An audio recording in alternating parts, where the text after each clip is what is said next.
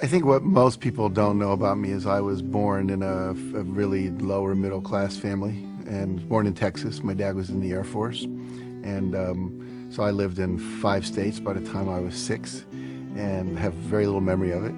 But we settled in Wheeling, West Virginia, where I grew up primarily, and my father was somewhat abusive, and so my mother divorced him.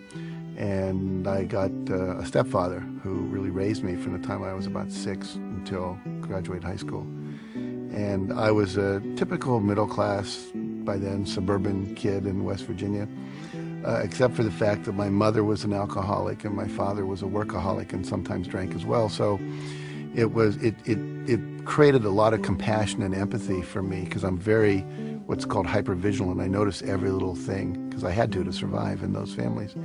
And also, I think I have a huge sensitivity to pain, and that was really how I got started. The Chicken Soup for the Soul books, which really catapulted my career, those came about when one of my students, some lecture I was giving, said, "You know that story about the puppy you just told?" And I said, "Yeah." She said, "Is that in the book anywhere?" I said, "No." And she said, "Well, it needs to be." And I said, "Why is that?" She said, "My daughter needs to read that story." "Well, just tell her the story." "I can't remember. I need to see it in the book." When you're a kid, you have an impulse to act, you act. You want to touch the cat, you want to throw the cat out the window. You want to stick your hand into the VCR and put peanut butter in there, you do. The problem is, as we're growing up, we get conditioned by our parents and our caretakers and our siblings and our teachers and coaches and nuns and all these different people that come into our life. Don't do that. Stop. That's bad. You know, we get slapped and told we're not okay.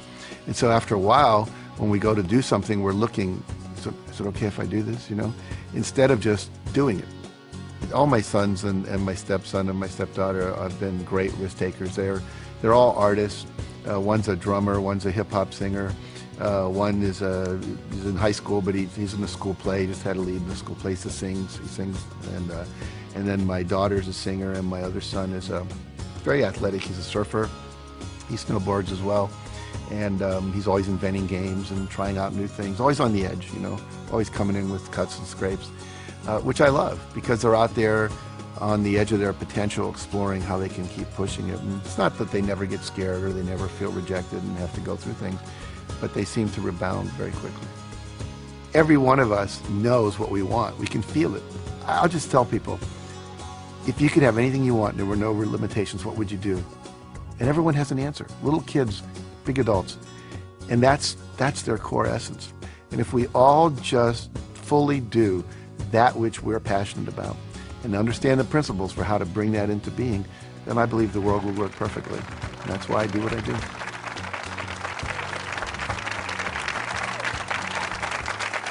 Thank you.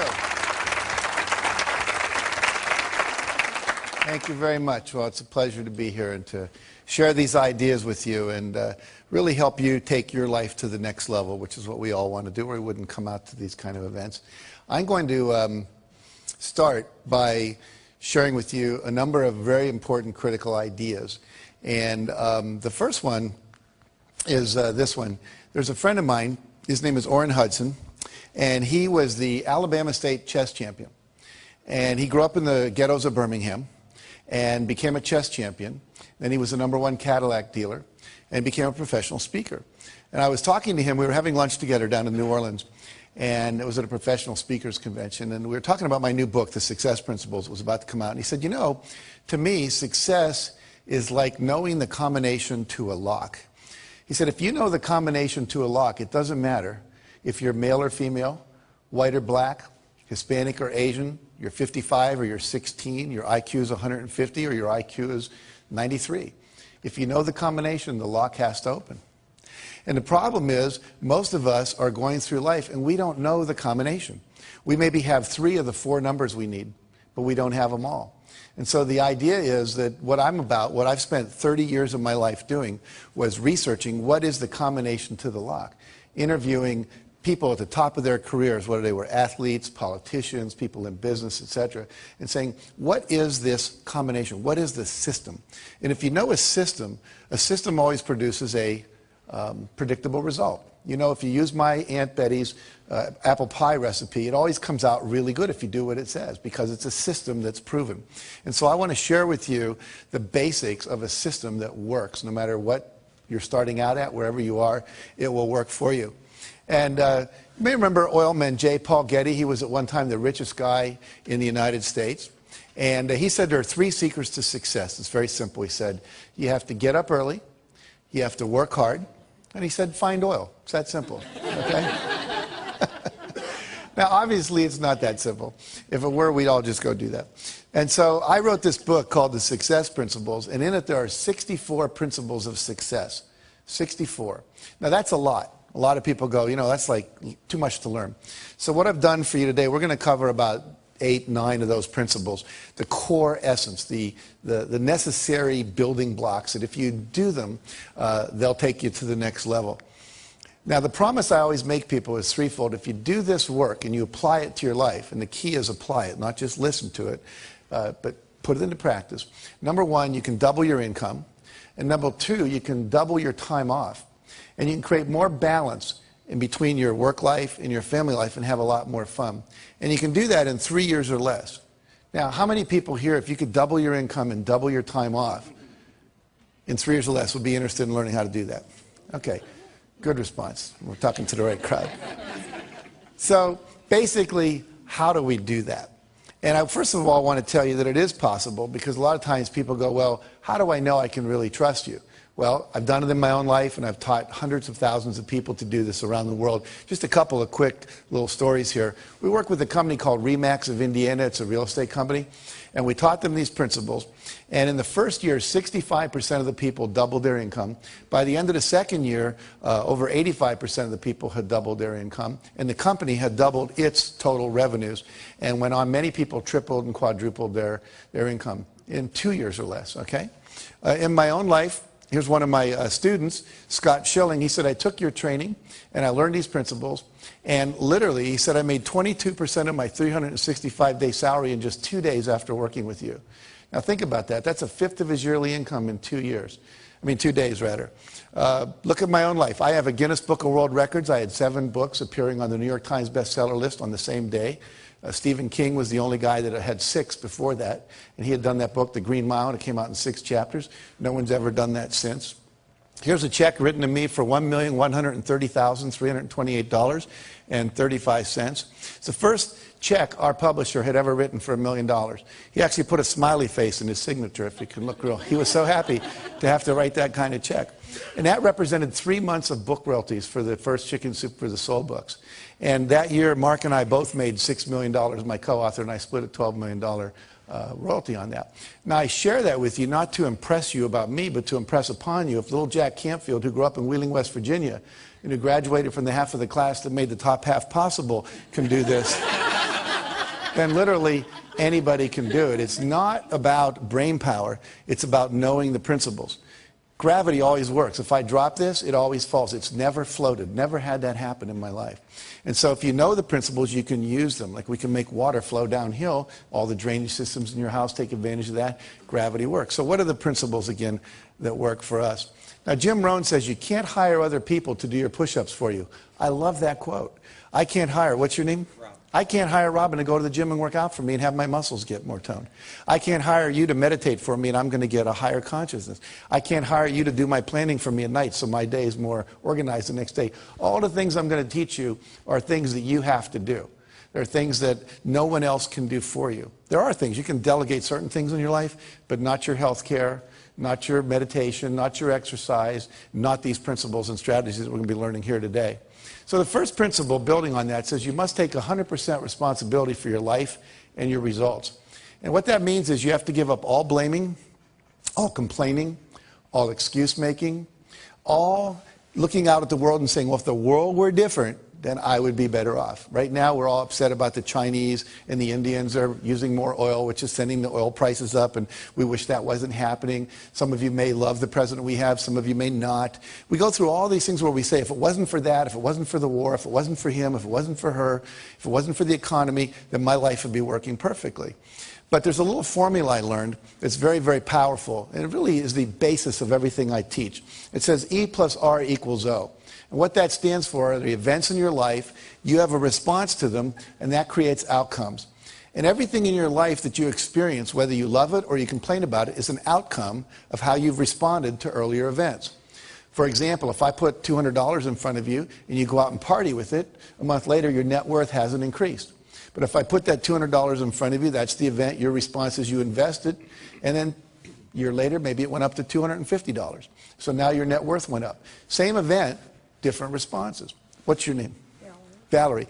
Let's say I say to Valerie, of all the people I've ever met, Valerie, you have to be the biggest idiot I've ever met in my life. Now, how many people think that would raise her self-esteem? No hands go. How many people think that make her self-esteem go down a little bit? Yeah. See, everyone that just raised your hand was not listening to the lecture called E plus R equals O. It's not what Jack says to Valerie, it's what Valerie says to Valerie when Jack stops talking. She might have said, oh my God, the man's only known me a few minutes, how'd he figure it out so fast? Right? Her self-esteem would go down. Or she might say, Canfield has only known me for a few minutes. He can't really know what I'm like. I'm sitting in the front row. People that sit in the front row are really willing to participate. I've got a good ego structure. You see me smiling at my jokes. Besides, I'm one of the more attractive women in the room. Probably can't keep his eyes off me anyway. Now, if he said that, which way would her self-esteem go? It would go up, see? So if she says that. So basically, it's not what people say to you. It's not what they do to you. The world's just out there worlding. It's not personal. And if you want a different outcome, because E plus R equals O is like 2 plus 2 equals 4, and if you're not happy with 4, you've got to change your response. The word responsibility means you have the ability to change your response to something other than what you're currently doing. And if you would do that, you would get a different outcome. Does that make sense? Yeah. So basically, we are responsible to change our behavior until we get the outcomes we want. And that's kind of an experiment. You never know if something's going to work or not. Maybe you're distant from your spouse and you try a new communication technique you learn in a workshop and it works. You go, oh, great. Or maybe you try it and it doesn't work. Well, there's just about 500 more you could try. You know, you could read Men Are From Mars, Women Are From Venus, Children Are From Hell, one of those books. And just kidding. But, you know, there's so much out there, so many good techniques. And unfortunately, most people don't experiment with trying on new ones. Life should be approached as a huge experiment. And you just keep experimenting until you get it right, okay? All right, we talked about that, so we'll go to this. E plus R equals O again. I want to give you a business example. A friend of mine during the first Gulf War was a Lexus dealer, and people stopped coming in to buy Lexuses. They were all watching CNN and CNBC and watching the war on TV. And plus, we were having a minor recession, so people were holding on to their discretionary income. So what happens was, he said to his staff, E plus R equals O. There's a war. People are watching TV. Our responses, we've been doing the same thing. Ads on the radio, ads in the newspaper, waiting for people to come in. Well, they're not coming in. We better do something different. We're not going to go out of business, but we're going to take a huge economic hit if we don't. So they tried 4 things, one of which worked, and I'll tell you what that was. They said, if the people aren't coming to us, let's take cars to where they are. Okay? So they would go out with 5 or 6 Lexuses, and they'd go to a party. What's your name, sir? Tom. They go up and say, Tom, what do you do for a living? I'm an investment banker. You're an investment banker. How's the investment banking business doing these days? Great. Doing great. What's he eventually going to ask me? What do I do? And I'm going to say I'm a Lexus dealer. And then I would say, have you ever driven a Lexus? Yes. Yes. Did you like it? Loved it. Loved it. You know, we have a new LS400 outside, never been ridden by anyone. It's got the new Nakamichi sound system, quadraphonic sound. It's got the tilt-back mirrors. It's got the new seats that have the air that comes out that can keep you warm or keep you hot, depending on what you need. Would you like to take a little spin with me, see what it's like? Great. So we go and we take a little spin in the Lexus. Now, you come back in. Let me ask you a question. How many of you have ever test-driven a new luxury car and then got back in your old car? You know that feeling? You were really satisfied until then. Well, they ended up selling over 60% of the people they did that with a new car within 2 weeks. Because they didn't wait. They tried something different. And if you keep experimenting like that, you'll find the R that works, but you have to be willing to take a risk. And the reason most of us don't do that is we don't want to feel uncomfortable, because all new things require discomfort. I'd like you all to do this with me real quick. Fold your hands like this, and you can do this watching at home, in your hotel room, wherever you might be if you're watching this on a TV set. And notice which thumb is on top, your right or your left. And whatever that is, I'm going to ask you to unfold all your fingers and have the other thumb show up on top. Okay? Don't just move the thumb, but all the fingers are moving. Now, how does that feel? Uncomfortable? Awkward, strange, yucky, wrong, not me, right? Now, what does your body want to do? Go back. Wants to go back, so let it go back. How's that feel? Most of you said better. Tom over here went, oh, like, I'm me again, right? What happens is, literally in life, this is what stops most people from being successful. One of the things is that they would rather be comfortable than do what's required. Anytime you do something different, it's uncomfortable by its very nature. Now, most of you remember learning to drive a car. You were probably awkward. You know, you forgot to hit the clutch when you hit the brake. But after a couple months, you're there driving with your knee. You got a Big Mac in your left hand. You're breaking up a fight in the back seat with the kids with your right hand. No big deal. But you have to be willing to go through that awkward, uncomfortable stage. And most people, unfortunately, won't do that. And so they get locked in what we call their comfort zone. So what I want you to do is to realize that life is an experiment. You have lots of responses that are possible. And I'm going to teach you some of those, new ones perhaps, that you can apply to your success. So there's three kinds of responses. Number one is your behavior, what you do and say out loud. Number two is your thoughts. Number three is the images you hold in your head. Those are the only three things you have any control over in your life. What you say and do, the thoughts you think, and the imageries that you hold inside your head. So we're going to look at this whole area of thoughts for a minute. And I'm going to ask somebody to come up here and volunteer to do a little exercise with me. It'll take about 1 minute. So, okay, great. What's your name? Marianne. Marianne. Very good. Come on up, Marianne. And I'd like you to turn around and face the group. Now, are you right-handed or left-handed? Right-handed. Right-handed. Is your left arm okay? Any injuries going on here? Very good. So what I'm going to do is push down on your arm. I want you to push up, okay? So we'll see how strong you are. Very good. Now, you said your name was Marianne? Yes. So say, my name is Marianne, out loud. My name is Marianne. And then resist. That's a very funny last name. But let's, so my name is Marianne. My name is Marianne. And resist, good and strong. Now I want you to make up a name that's not yours. My name is Margaret. My name is Joe. Any name at all. And just say it, and then I'll test your arm. My name is Kathy. Say it one more time. My name is Kathy. And resist. What happened to your arm? It went down. Was it as strong? No. No. And my name is Marianne. Say that. My name is Marianne. And then say, my name is Kathy. My name is Kathy. And without any effort, it goes down. Now, see, when you lie, this whole set of muscles goes weak, okay? Literally, the whole Michael Jackson trial could have taken about 1 minute, all right? And we would have known one way or the other. But see, the reality here is that your thoughts affect your physiology. We just saw that. The brain wasn't designed to lie. It was designed to perceive truth and organize truth and express truth. Then things work. Otherwise, you're called psychotic or you're called a liar and gets in trouble and so forth. So let's look at one of the lies we tell ourselves. I'd like you to think of something you always wanted to do, Marianne, that you didn't think you could. Like, I can't sing, I can't bowl, I can't skydive, I can't start a business and run a family. You know, anything at all that feels true for you. Okay. It would take me a minute. That's okay. I'm kind of confident. Uh-huh. Okay. You got one? Mm-hmm. Okay, can you say it out loud? I can't swim in the ocean out too far. I can't swim in the ocean out too far. So say it again. I can't swim in the ocean out too far. And notice what happens to your arm. Now say, I can swim out in the ocean as far as I want. I can swim out in the ocean as far as I want. One more time. I can swim out in the ocean as far as I want. And resist. Notice what happens now. You're twice as strong. So what happens is when you say I can't, you actually weaken yourself. You weaken your resolve. You actually change your physiology, become less resourceful. You're less capable to actually do the thing you're saying I can't. So it becomes a self-fulfilling prophecy. Do two more quick things with me. Close your eyes and remember a failure experience in your life. You're not going to have to share it with anybody, just to yourself. But you set a goal and somehow it didn't work out. And when you can remember such a time, just nod your head. Okay. You got one? Okay, so I want you to visualize what you saw at the moment you knew it wasn't going to work. There's the pink slip, person slamming the door, whatever it is. And when you have that image, just imagine, just nod your head. Okay, and notice what happens to your arm. Now open your eyes. Did you eat any meals today? Yes. Name one thing you ate.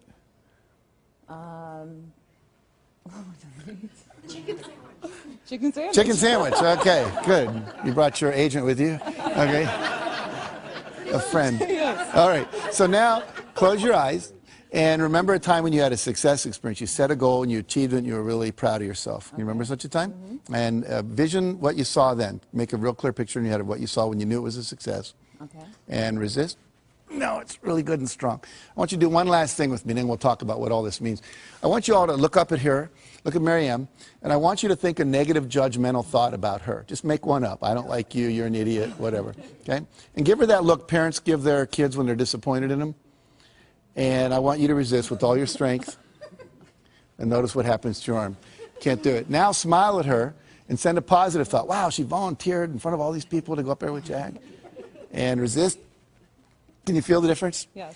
So what happens here is when you say, I can't, when you lie, when you focus on your failures instead of your successes, and when you surround yourself with people who are judgmental rather than encouraging and empowering, it actually has a physical effect on you. So that's how powerful thoughts are. We see that our thoughts affect us and other people's thoughts affect us. So we have to be very careful where we place ourselves and who we hang out with and who we surround ourselves with. Give Marianne a hand for coming up here. Thank you very much. Okay. So partly here, we've just done this thing. This is called a kinesiology demonstration. Kinesiology is a fancy term for muscle testing, all right? And one of the principles here is you have to eliminate the phrase, I can't, from your vocabulary.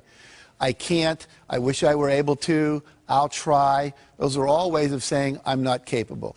And they're very insidious, and it's part of our culture. I actually teach people to wear a rubber band, and if they say something negative about themselves, they just snap themselves when they're aware of it. Not like to really hurt yourself, but just to raise your awareness. In my company, if anyone says I can't or we're not able to, we can't get that done by Friday, you know, they'd say something like, well, we need 8 people to do that. Well, great, call the temporary agency. It can be done by Friday.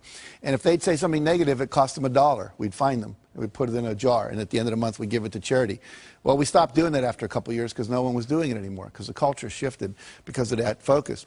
Henry Ford said, whether you think you can or think you can't, either way, you're right. Why is that? Because if you think you can, you will try. And if you try, you're probably going to pull it off. And if you think you can't, you won't. And if you don't try, then you're not going to get it done at all. Make sense? Okay. Maddie Christensen was a kid I interviewed for our book. Imagine this picture. He has no leg from the knee down on this leg, no leg from the knee down here. 2 prosthetic devices that he's got. His right arm is just a normal prosthetic device, and his left arm from the elbow down is a prosthetic device with a lacrosse stick appended to the end. He is the pitcher on his Little League baseball team, and he could use that to catch the ball. His team, with him as the pitcher, went to the New York State Finals in Little League. He wrestles, he plays basketball. How many of you, if you'd been born with no arms past the elbow and no legs past the knees, would have thought that baseball was your career? But Maddie went for it. I can tell you story after story. I met a kid named Kyle Maynard last year. He wrote a book called No Excuses. We were over in Ireland together. He has no legs past the knees. He was the #2 wrestler in the state of Georgia his senior year in high school, and now wrestles for the Georgia State University Wrestling Club. Wrote a book on Oprah. He can type 150 words a minute with the stubs of his arms. He can eat with a spoon. I mean, he's the most amazing guy.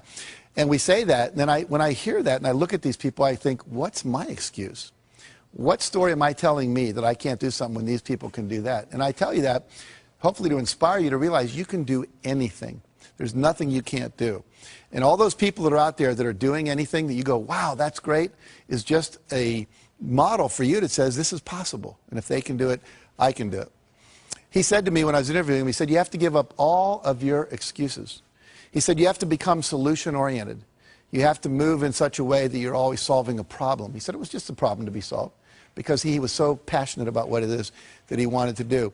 Some of you have seen Tony Robbins on television, and he tells a wonderful story that we put in our first Chicken Soup for the Soul book of being in New York. He sent his staff out. He said, I want you to go find a van because I want to take some food, put it in some baskets, about 30 baskets of food, and we'll go give it to the homeless people up in Harlem. So they went out to rent a van. He came back a couple hours later from some radio interviews. There was no van. He said, where's the van? He said, Tony, there are no vans for rent in New York. They're all being used. It was Thanksgiving weekend. They'd all been rented up.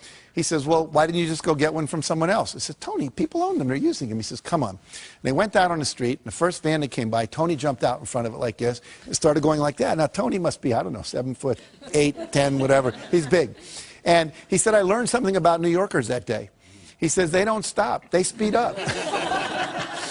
So he said that strategy wasn't working. E plus R equals O. We need a different response. So they went to where the cars had to stop, called a traffic light. And then he'd knock on the window, and they'd roll it down, and he'd say, hi, I'm Tony Robbins. You may know me from TV.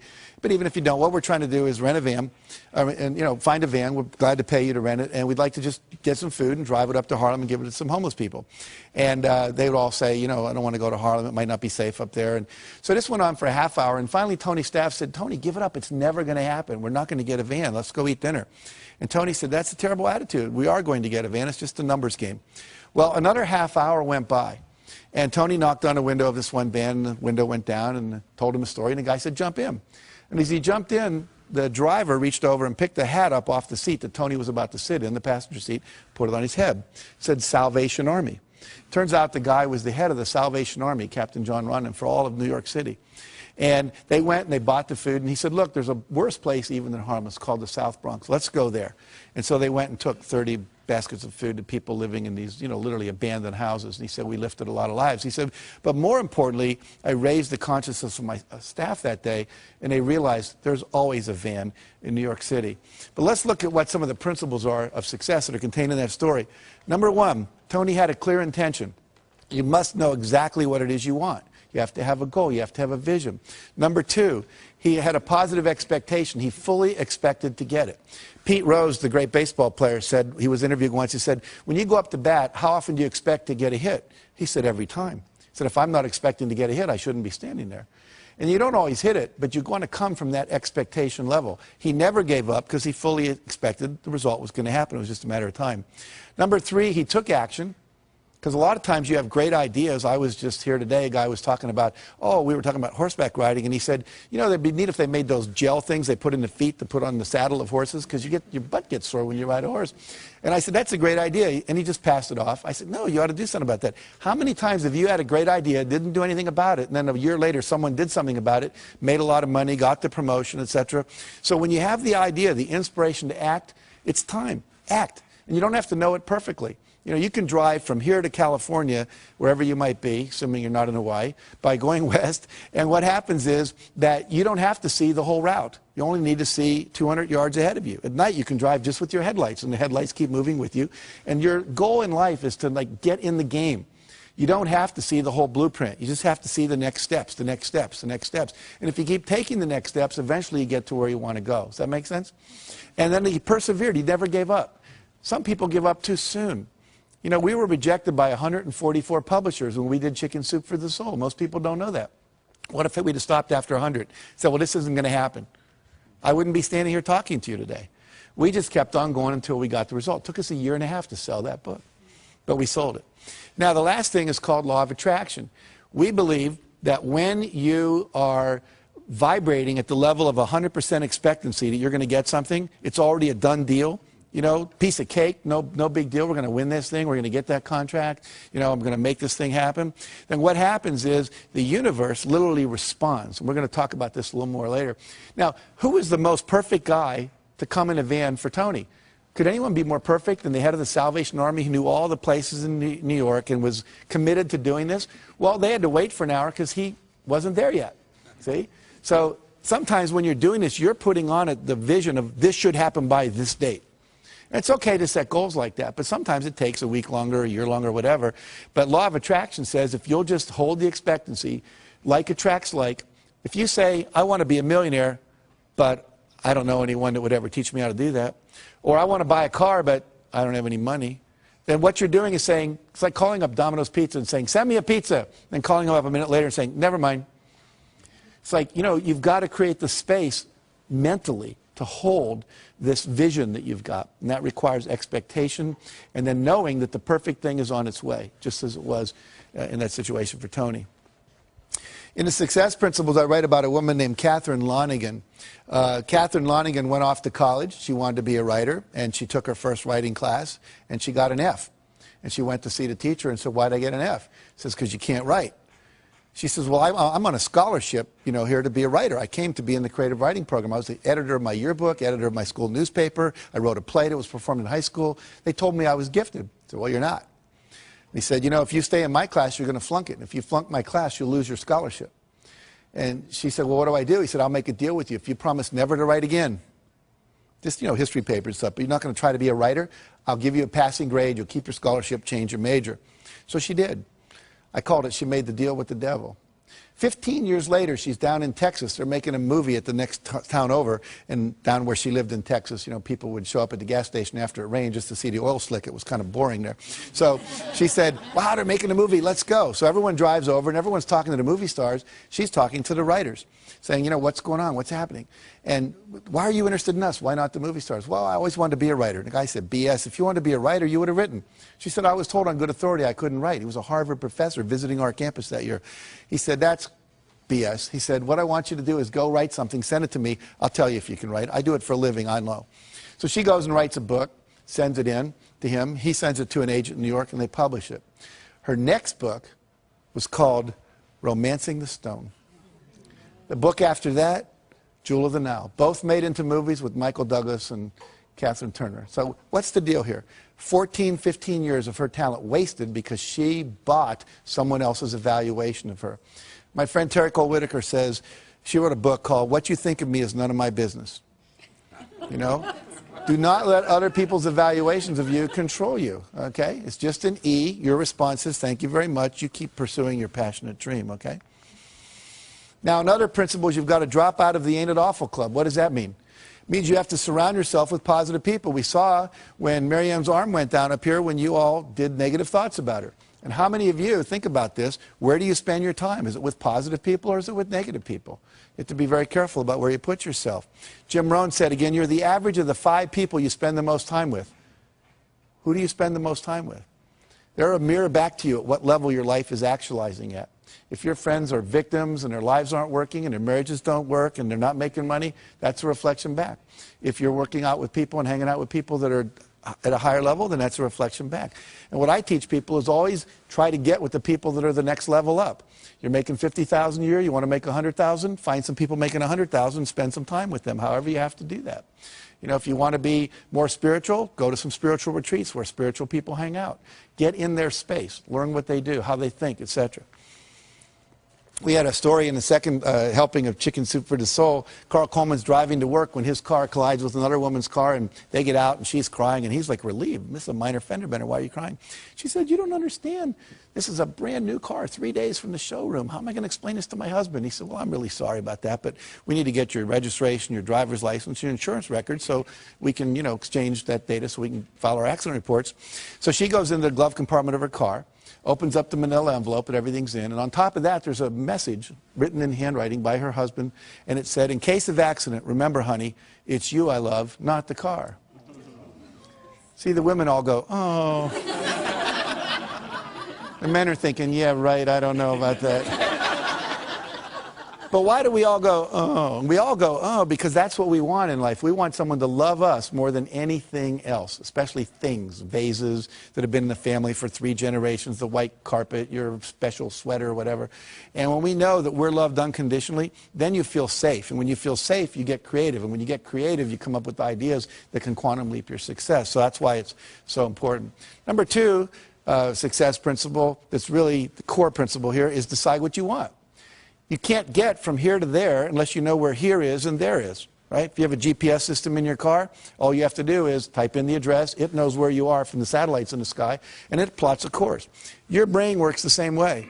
The problem is, according to the research, less than 10% of Americans have written measurable goals for the year. In some cases, I've been into companies where less than 3% of the people did. Less than 10% of high school students are ever taught how to set a measurable goal. This is a failure in our education system. You know anyone that got divorced because they didn't know the 7 exports of Brazil or the 5 causes of the Civil War? No, but they didn't know the communication skills. They didn't know how to set goals for their relationship. So many things we're not learning in our education that we now need to learn in these kind of courses. General Wesley Clark, who I interviewed, said, it doesn't take any more effort to dream a big dream than it takes to dream a small dream. So if you're going to decide what you want, go for what you want, not what you think is possible. Most people hone down their dream because they can't see how they can do it. And I'm saying to you, dream as big as you want. In fact, big dreams are exciting. Big dreams attract big people. If Martin Luther King said, I'm going over to the supermarket in Mississippi, I don't think a whole lot of people would have gone down there with him. But when he said, I want to end racism in America, that was a big dream and it inspired a lot of people to want to play. A great personal sacrifice to themselves because it was big enough and worth doing. Walt Disney said, if you can dream it, you can do it. Which means that you're never given a dream that comes out of your own desire place that isn't something you have the capacity to fulfill. You may have to learn some new skills. You may have to partner up with some people. You may need to learn some, how to access some new resources along the way. But all of that is possible if you'll simply dream the big dream. Because the dream doesn't come unless the capacity to achieve it comes with it. Does that make sense? Okay, so trust your dreams. Now, there's 7 dream categories or vision categories that you need to focus on to create a balanced and fulfilling life. Success means having all of this stuff, and I want to walk you through these. Number 1 is financial. What are your goals for your money? How much money do you want to make? How much net worth do you want to achieve? How much money do you want to have when you retire? If you own a business, you have cash flow goals, you have money in reserve goals, you have profit goals, etc. And so we need to have goals clearly set in that arena. Number 2, business and career. What's my ideal vision for my business or my career or my job? You know, I was a high school teacher, and at a certain point I realized I wanted to teach teachers because I just thought I could impact more people. Then I became a teacher trainer. I trained people how to train teachers.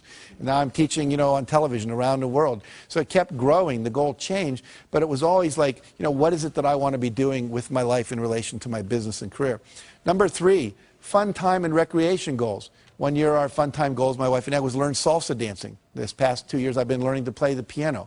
My goal is to play Jesu Joy of Man's Desiring as well as Bach could have played it when he wrote it. I'm not there yet, but I'm working on it. And so, you know, one year was to go to the Eiffel Tower. We took our kids and we walked up as far as they let you walk, which is about 2/3 of the way up there. Number 4, health and fitness goals. These are things like weight you want to achieve, cholesterol levels. Maybe you want to run a 10K or a marathon. There's just so many possibilities in that arena. Maybe you want to, you know, have your waist come in by a couple inches. You want to grow some hair back. I mean, there's just a number of things you can decide about in that arena of health and fitness.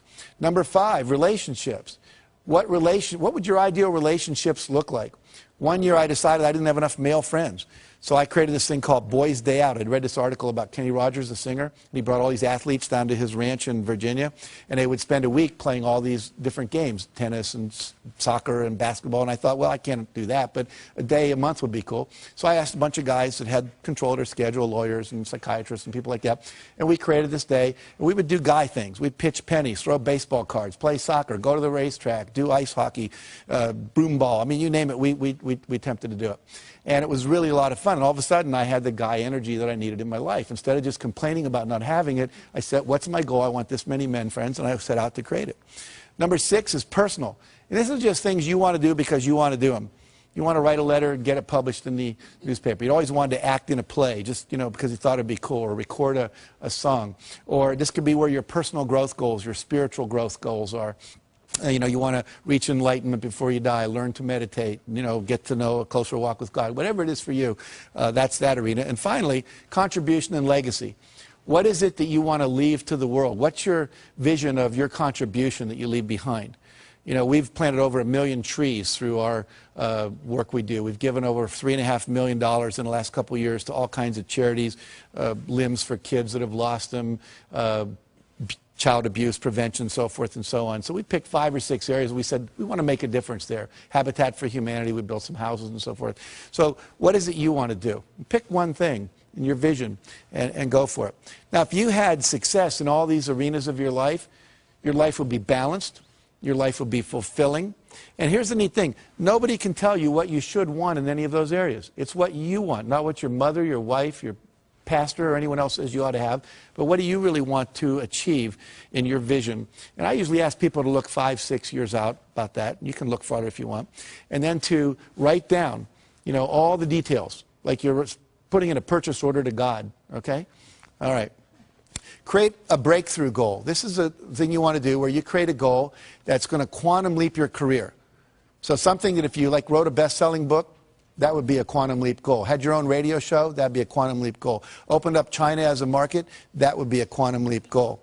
And it's a goal that would not be like a 5-yard play, but like a 50-yard pass play on the first down.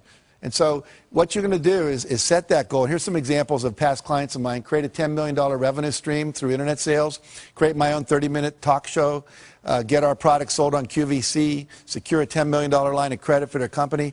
Teach a weekly holistic health class for the public. And become a wellness coach for a major corporation instead of continuing being a doctor on call all day. And what you do is with your breakthrough goal, once you've decided what that is, you do something we call the rule of 5. Write your goal on your business card and carry it like I carry mine in my wallet at all times.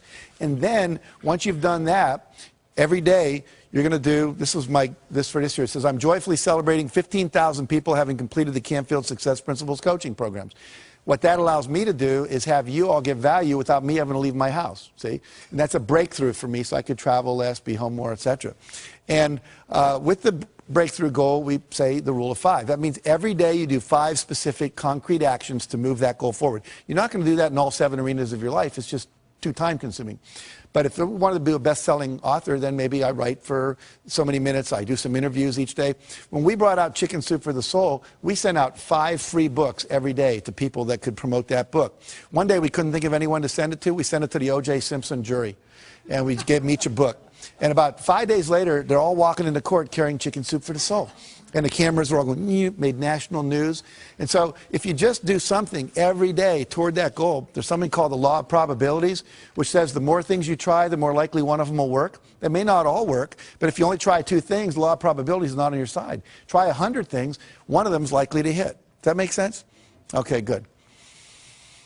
Mentioned we did that. And this book, which was rejected by, what? I told you, over 144 publishers, went on to sell 10 million copies in 41 languages because we did 5 things every day.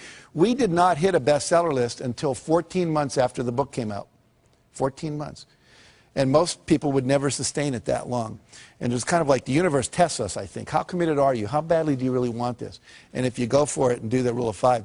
Bill Bradley was a great basketball player, played for the Knicks, was All-American at Princeton. In high school, he was an All-American.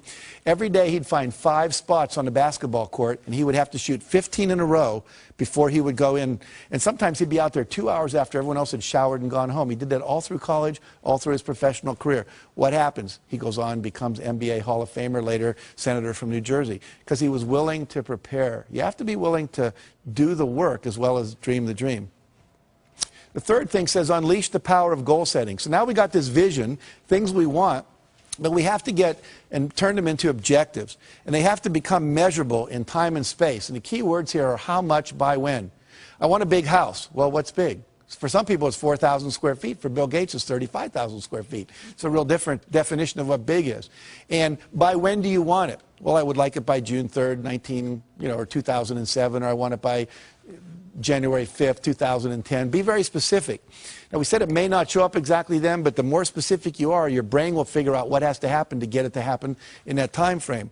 So here a person says, I'd like to increase my income. They're better off if they say, I will earn $200,000 by 5 p.m. December 31st. I'd like to spend more time with my husband. Well, I will take 3 long weekend vacations and 1 2-week vacation with my husband by November 30th at 5 p.m. Much more specific. Now the brain knows what to do, okay? I'd like to spend more time with my wife. I'll take ballroom dancing lessons with my wife for 12 weeks from September 21st to December 21st. As soon as we get specific, there's a part of your brain that starts calculating what to do. If you call a travel agent and say, want to go on a trip, what's the first thing they ask you? Where do you want to go and when do you want to go there? And until you tell them that, you're stuck. And your brain works the exact same way, that little GPS system. I'm going to lose weight and get fit. Needs to be, I'll weigh 190 pounds or 140 pounds by a certain date. Make sense? Again, less than 10% of Americans do this. And guess what? 10% of Americans own 90% of America. And guess what? They're the same people because they're clear about what they wanted, clear intention. All right. Next area is images. We now know that your body cannot tell the difference between a real event and an imagined event. Okay? If I were to have you close your eyes and imagine you were standing in the middle of a very small terrace on top of the tallest skyscraper in the world, you'd start to have queasy stomach and your hands would sweat because your body would really think it was there, even though you were safe in this room. Now, we can use that principle to our advantage to create success by using this power of visualization. And here's an example. One basketball team at Ohio State University, they took and they said, we want 1/3 of you, they all had equal foul shooting records, to not touch a basketball for 30 days. The other third, we want you to go out and practice basketball every day for a minimum of a half hour, preferably an hour, shooting foul shots for 30 days. And the third group, they said, we just want you to close your eyes and visualize shooting foul shots. Don't touch a basketball for 30 days. And guess what? First group, as you'd imagine, showed no improvement. Second group, practicing for 30 days, they get 24% improvement. And the third group that only did it in their mind got 23% improvement when they brought them back to the court and had them practice. So what happens here? I wish there would have been a fourth group, right? Practice and visualize. We'd have probably got up in the 30 or 40% improvement level. But what this tells us is simply by visualizing your goal as already completed, by seeing it nothing but net every time, the body starts to respond and adjust itself to create the result. So one of the great success techniques is people that are super successful are often called visionaries, and the reason is they close their eyes and they see the future. You create your future by envisioning it, okay? And I recommend you do that every day at least twice, once in the morning when you get up and once before you go to bed. They did a study at NASA where they took astronauts and they had them wear concave lens goggles, which meant you see the world upside down. Imagine trying to negotiate relationship with me and I'm hanging from the ceiling and my right's my left. It'd be pretty complicated. These goggles had no peripheral vision and they had to wear them 24 hours a day for 30 days. What they were expecting was to see if they'd get nauseous, become hostile, lose sleep, to see how they'd handle disorientation in outer space. What they hadn't predicted was that about 25 to 30 days into it, every one of the astronauts, their brain flipped the image right side up again. They're still getting upside down input, but they created new neural pathways. And they came out of this, the psychologists came up with something they call the 30-day principle. And what the 30-day principle says is that if you want to change a behavior, change a habit, anything at all, you must, in fact, do it for 30 days. Uninterrupted, because they tried a subsequent experiment where they had half the astronauts take their goggles off on day 15, keep them off for one day, put them back on again. Took another 25 to 30 days before they flipped them right side up again. So we know that it's current, contiguous, everyday repetition. This is why most New Year's resolutions don't work. It's why most corporate change programs don't work. It's why most of our school programs don't work. There's not that 30-day uninterrupted. This is why basic training in the Marine Corps does work. Because they got you down there for 6 weeks, and they're not letting you out of their sights, and you're in a context that's held tight for that 6-week period. So if you want to visualize, your goal is already achieved, minimum of 30 days. That make sense? Okay, good. Let's see here. I'm going to skip over that real quick and get to this. Now, the reason this works, where your vision becomes real when you visualize what it is you want, is there's two things that go on in your brain. You have a vision of what you want, you have the current reality, they don't match. Okay? And what we want to do is purposely create that. It's what advertisers do. Imagine yourself in the new car. It's like the guy getting out of the Lexus we talked about earlier, getting in his old car. The vision of what's possible no longer matches the reality, and that creates a little dissonance or structural tension in the head, which we call motivation, which says, I want that. Until we had that, there was no motivation to do anything different. Any of you women ever experienced visiting a friend with a new kitchen, and then you come home to your old kitchen, and they've got all the new granite and the new appliances and everything's cool? Your kitchen was fine until then. So we want to purposely do that to your brain to motivate you. So you vision the thing you want, your goals, your vision. You hold that in your mind every day for about 10 minutes in the morning, 10 minutes at night. If you have 10 goals, you can cycle through them. I put mine on 3x5 cards, read them, and I close my eyes, see the vision as if it's already accomplished, see the car I want, the program happening in Singapore that we're doing, whatever. Then I go to the next one. I just keep cycling through the cards until I go through all of them. What happens then is you get a perceptual shift. You start to see things in your environment that were always there that can help you never saw before. You get expanded creativity. You start noticing that the things that you want, you wake up in the middle of the night, you're in a shower, you start going, oh, that's how we can do it, that's how we can do it, that's how we can do it, that's how we can do it. And unfortunately, most people aren't having those kind of breakthrough ideas because they're not holding the vision. The third thing that happens is you have increased motivation. You'll find yourself doing things just out of nowhere, boom, you get up and you do something, like volunteering. Sometimes people do. That's not like me, but you just do it because you've been holding this that creates it. Now, what happens is that then creates the action that you need to have for the result to occur. Now, I want to show you how this perception shift occurs because this is magical. There's a sentence up here, and we're all going to read this on the count of 3 out loud, if you would. 1, 2, 3. Finished files are the result of years of scientific study combined with the experience of many years. Very good. Now, I'm going to put that back up, and we're going to time 10 seconds on my clock here. I want you to count the number of times the letter F appears. How many Fs are there in that sentence, okay? And when you do this, keep it to yourself. Don't say anything out loud, all right? So here we go.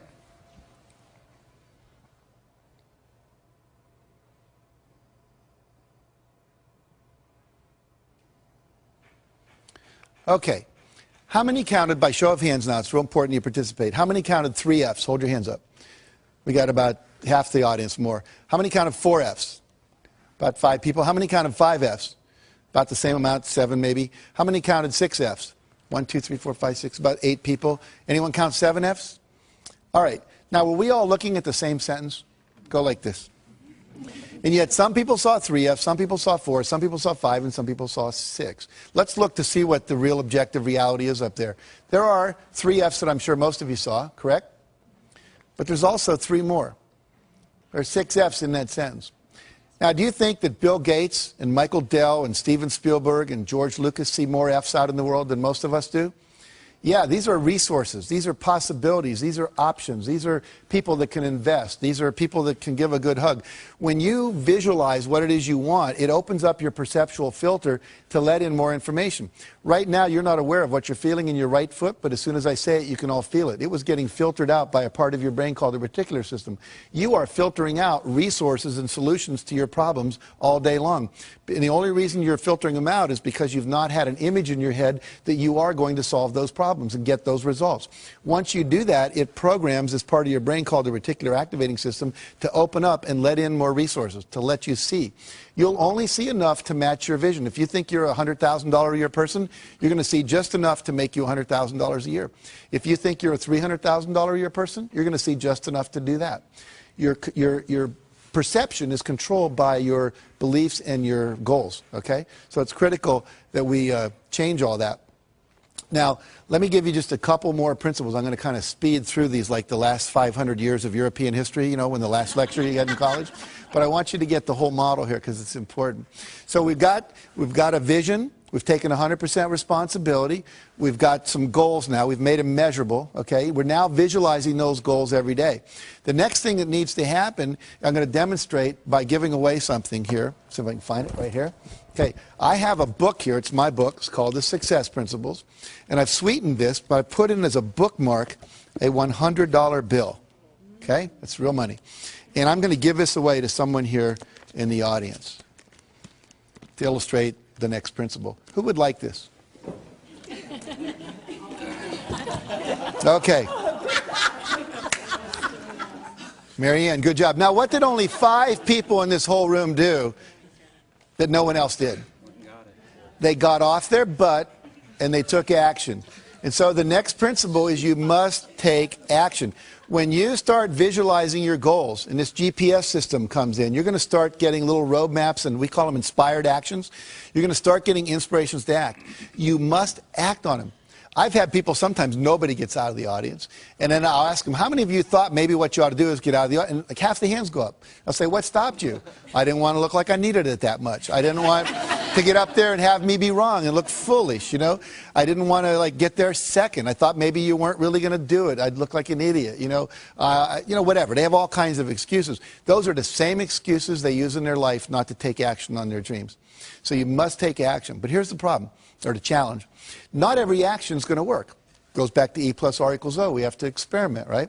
So if not every action is going to work, you have to take action, and then you have to assess, did it work? And here's the next principle. Ask for and respond to feedback. Ask for and respond to feedback. Let's say that I was married here. What's your name again? Valerie, yeah. So Valerie and I were married, right? And what I would do every week if we were husband and wife is I would ask her, on a scale of 1 to 10, how would you rate the quality of our relationship? Anything less than a 10 gets a follow-up question. What would it take to make it a 10? If we were in business and I was a vendor and you were a client, I'd say on a scale of 1 to 10, how would you rate the quality of our product or the quality of our service or the quality of our delivery? And anything less than a 10 gets a follow-up question. What would it take to make it a 10? That gives me directive feedback on how to improve. Why don't most people ask that question in life? Anyone know? They're afraid of the answer they're going to get. Here's what I want you to get. Everybody in your life, if I'm married to Valerie, her mother knows, her sister knows, the women down at the shop where she shops know, the women in the salon know that she's not happy with me. I'm the only one not in on it. And I'm the only one that can make it better. Isn't that absurd? So asking for feedback is a really critical thing. Asking is a critical principle, period. If I want more, I have to ask other people, participate, support me, be my mentor, be my coach, buy my product, whatever it is. And again, most people don't ask for what they want. And the fear there is fear of rejection. I want to talk about rejection. If I ask Valerie to have dinner with me afterwards and she says no, Most people go, woo, Jack got rejected in front of all those people and on television and oh my God. But see, let's look at it. Did I have anyone to eat dinner with before I asked Valerie? No. Did I have anyone to eat dinner with after I asked Valerie? No. Did my life really get worse? No, it stayed the same. See, if I apply to Harvard and don't get in, I wasn't in Harvard before I applied, I'm not in Harvard after I applied. And as one of my friends pointed out recently, you spent your whole life not going to Harvard. You know how to handle that, right? It's not that difficult. So you have to be willing to ask. You have to reject rejection. And then the other key, after you respond to the feedback and give the feedback, is you've got to persevere.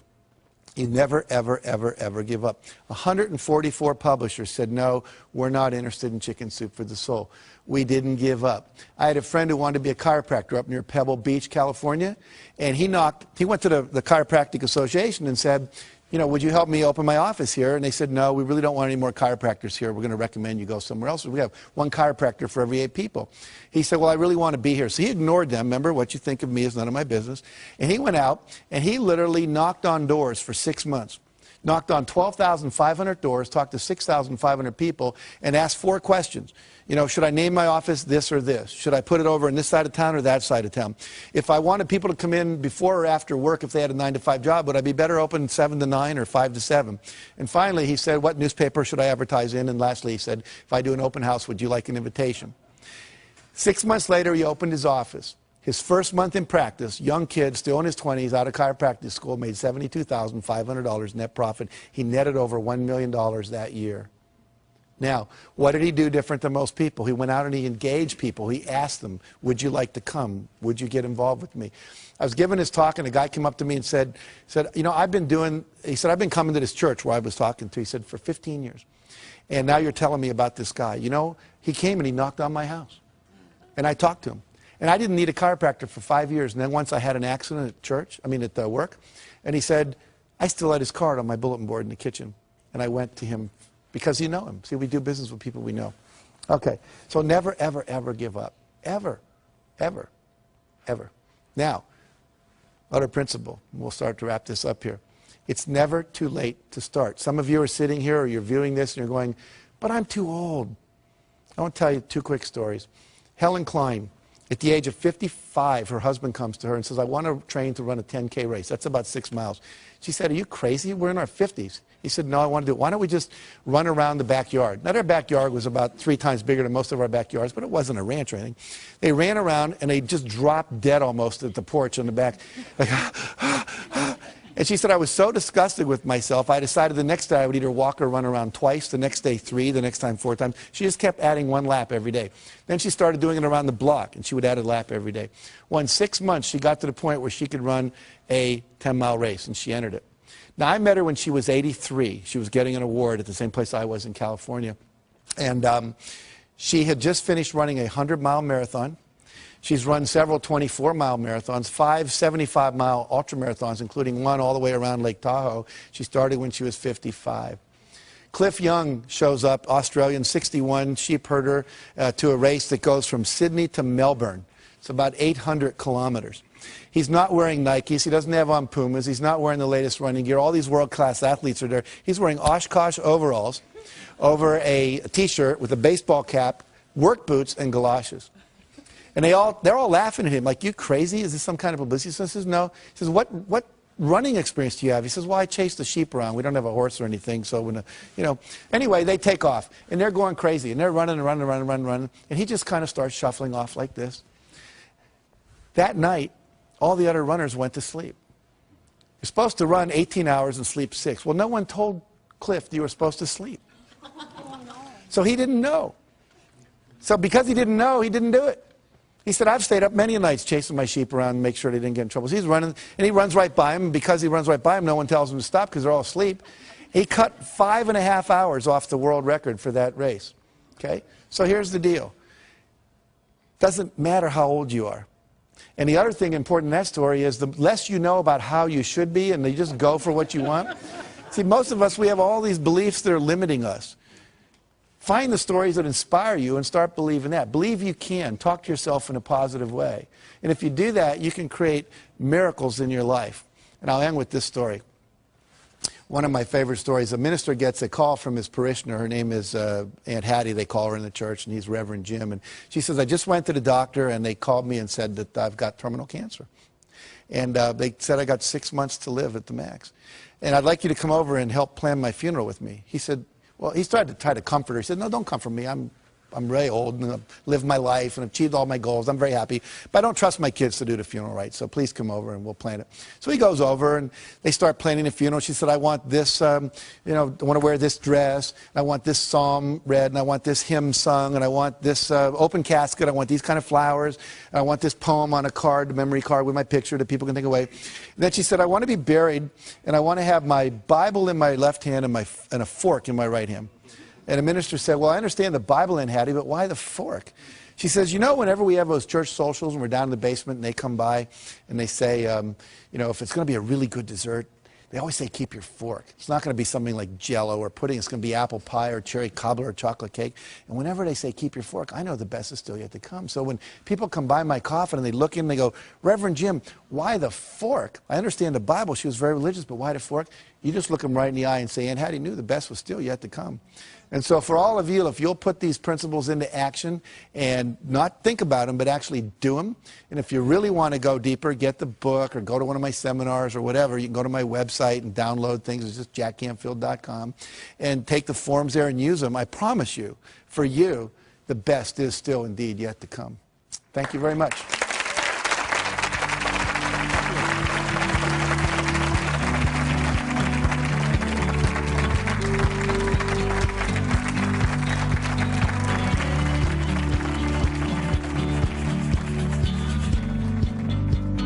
You've got goals.